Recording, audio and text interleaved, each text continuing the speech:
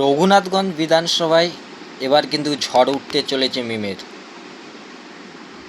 আপনারা খেয়াল করবেন, বিগত কয়েকদিনে রঘুনাথগঞ্জ বিধানসভায় যে মিম পার্টি আছে, আসাউদ্দিন ওয়াইসির পার্টি, বিপুল পরিমাণ সদস্য মিমে যোগদান করছেন।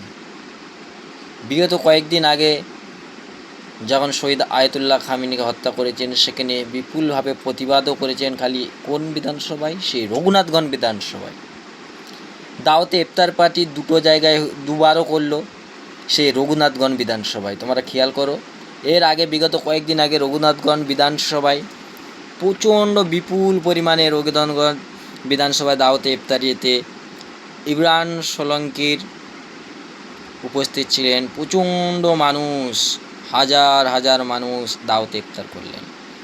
আগামীকালও আবারও রঘুনাথগঞ্জ বিধানসভার অন্তর্গত এক জায়গায় দাওয়াতে ইফতার পার্টির মজলিস করা হয়েছিল, সেখানে বিপুল পরিমাণ মানুষের ঢল দেখা গেছে। এছাড়াও প্রত্যেক দিন হাজার হাজার কর্মী মিমে যোগদান করছেন।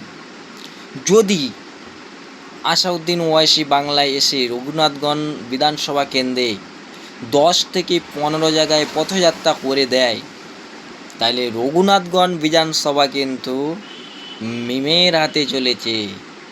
তাই রঘুনাথগঞ্জ বিধানসভার ফলাফল কিন্তু এবারে সমীক্ষা বলছে পাল্টে যাবে।